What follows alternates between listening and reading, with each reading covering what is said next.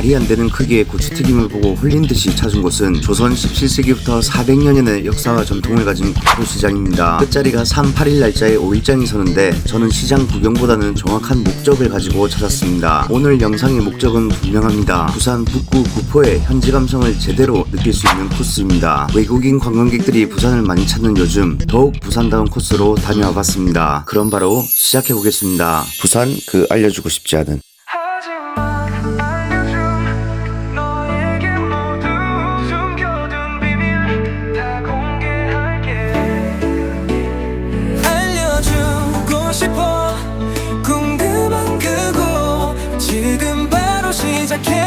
하지만 알려줘.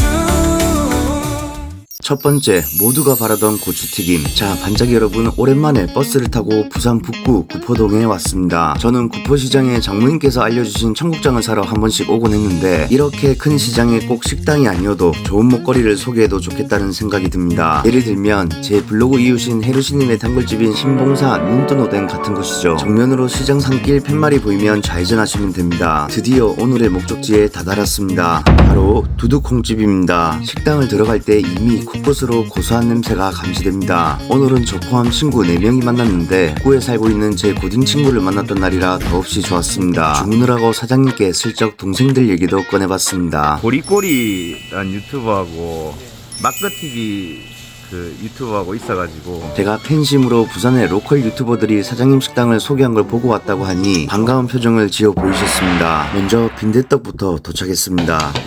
와 맛있겠다. 그 다음 등장하는 고추튀김. 예 감사합니다.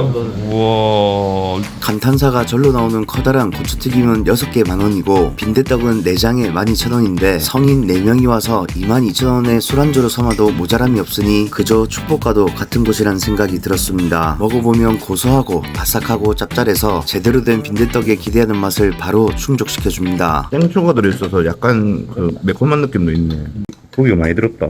빈대떡의 맛을 보고 나니 고추튀김의 맛도 자연스럽게 기대가 될 수밖에 없었습니다. 크기가 얼마나 될까 싶어서 손바닥으로 재보니 대략 18에서 20cm 정도 되지 않을까 싶었습니다. 저는 분식튀김 중에선 고추튀김을 제일 좋아합니다.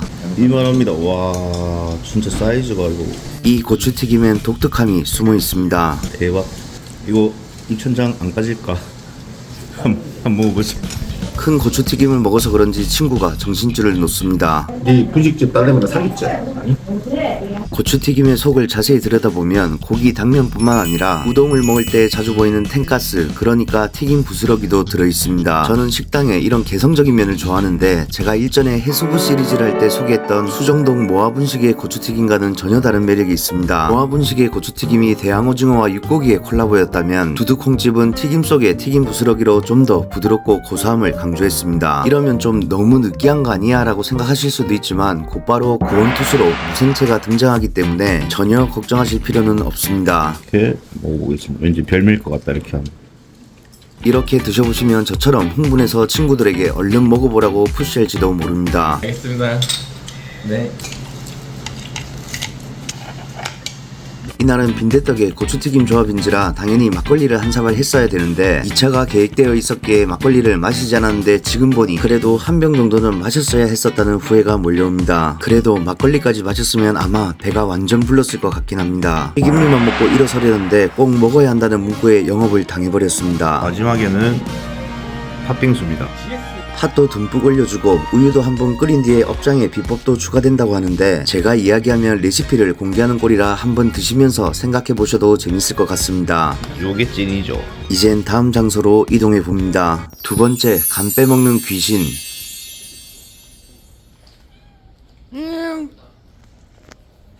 두두콩집에서 튀김류를 먹었으니 저희 일행은 조금 걸어보기로 합니다. 친구 녀석은 새마을장터에서 한 번씩 필요한 걸 산다고 합니다. 구포시장을 나와서 바라보는 북구의 하늘이 왜 이렇게 예뻤는지 모르겠습니다. 저희는 세 곳의 장소를 염두에 뒀기에 확인도 할 겸 살짝 돌아서 10분 정도 걸어봅니다. 그리고 선택한 곳입니다. 바로 바로 한솔 해물입니다. 사실 전어를 먹어볼까 싶어서 미리 찾아둔 곳인데 기대 반 의심 반으로 들어가 봤습니다. 실내로 들어가 봤더니 내부가 어떤 느낌이었냐면 마치 2000년대 대학가 앞에 있던 막걸리 주점과 같은 분위기였습니다. 저희는 옛 생각도 나고 해서 잘됐다 싶었습니다. 이곳은 희한하게 메뉴판이 없었는데 이날은 전어, 지치, 생새우, 문어가 된다고 하셨지만 전어는 이미 완판이라 지치로 주문했습니다. 와, 지치를 이만큼 줘요? 와. 저는 별미라고 할 수 있는 지치관을 이만큼이나 내주시는 걸 보고 솔직히 좀 놀랬습니다.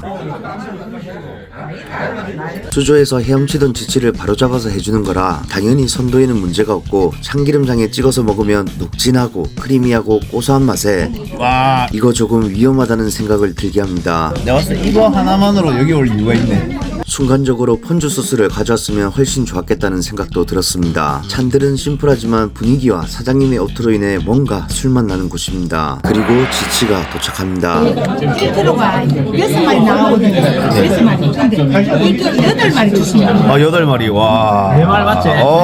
쥐와 곁들일 채소와 찍어 먹을 장을 세팅하고 초장을 한 명 한 명 직접 짜주시는 모습에서 뭔가 사람 냄새 펄펄 나는 술집이란 느낌을 받게 됩니다. 쥐치 1kg에 6마리 정도라는데 8마리를 줬다시니 기분은 좋습니다. 게다가 마치 하모회를 먹을 때처럼 적양파를 주는 것이 재밌었고 된장도 진한 시골 된장 타입이라 눈길을 끌었습니다. 쥐치를 들어다 간장 와사비에 찍어서 먹어보면 아직까진 제가 기대했던 달큰한 맛은 아니었지만 재밌게도 적양파를 주기 때문에 거기에 올려서 진한 된장 소스와 함께 먹어보니 비로소 맛이 좋았습니다. 핑거푸드처럼 적양파에 하모 대신 지치를 올려 먹는 이 맛이 나름 재밌었습니다. 같이 갔던 친구들도 달큰한 적양파에 장맛이 센 된장과 함께 먹는 이 조합이 제일 마음에 든 눈치였습니다. 이날 지치의 가격은 7만원이었는데 대략 요즘 시세를 고려하고 지치 간도 많이 준 것을 생각해보면 가격도 나쁘지 않다 생각했습니다. 술이 모자라면 이렇게 직접 술장고에서 꺼내 마셔도 되니 분위기가 어떤 곳이란 건 짐작이 되실 겁니다. 사장님께 여쭤보니 벌써 30년의 역사가 있다고 하셨는데 네이버에 영업시간 표기도 없고 리뷰도 몇 개 없어서 여긴 그야말로 단골 손님 위주의 장사를 하시는 게 아닐까 싶었습니다. 이거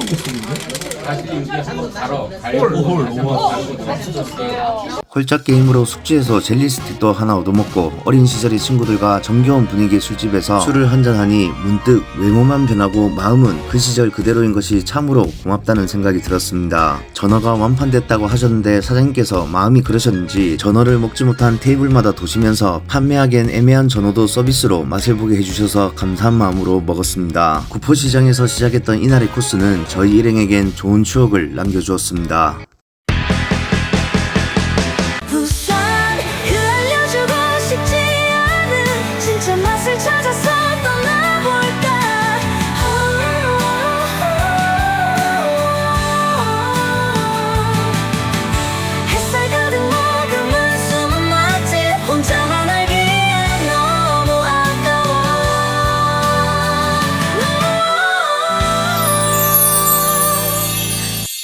하지만 알려줌.